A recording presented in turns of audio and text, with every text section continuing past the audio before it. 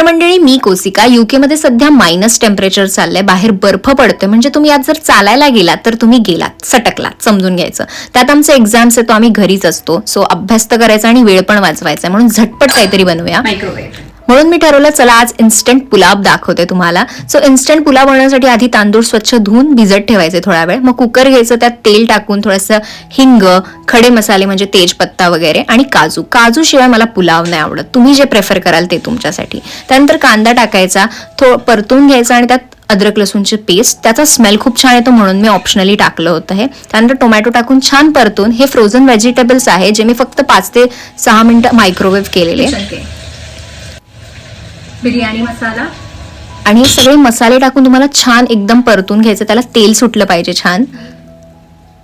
आणि लास्टला तुम्हाला टाकायचं मीठ आणि हे भिजवलेले तांदूळ. कोथिंबीर असेल तर एकदमच भारी, सोने पे सुहागा. आणि मस्त अंदाजपंचे मी 10 होसे पाणी टाकलंय, मी मेजरमेंटने नाही केलंय, तुम्ही मेजरमेंटने करा.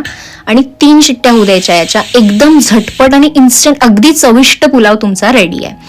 खरंच खूप बाप लागतो आणि याला ना तुम्ही दह्यासोबत किंवा रायत्यासोबत सर्व करा. खूपच बाप लागतो, खरंच सांगते. एकदा नक्की ट्राय करा. माझ्या घरी तर हा नेहमीच बनतो आणि इथे आल्यापासून सगळ्यांनाच आवडतो हा, ज्यांना मी खाऊ घातलाय. खरंच बाप लागतो.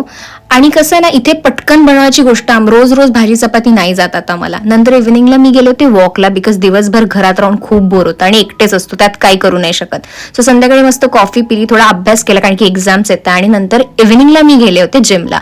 आमच्या जिममध्ये सहसा कोणीच नसतं, मी एकटीच असते आणि मला खूप आवडतं ते. पण जिम करून आणि वेट लॉसच्या जर्नीमध्ये एक ठरवलंय की केलं पाहिजे. आणि ग्लो काय बाप येतो वर्कआउट केल्यावर, तो घामाचा ग्लो असतो तो खरं तर. त्यानंतर जोजी आलेली, तिला पण खूप आवडतं हे सगळं खायला. Chupa. You liked it? Yeah, it's really good with yogurt. Guys, thumbs up!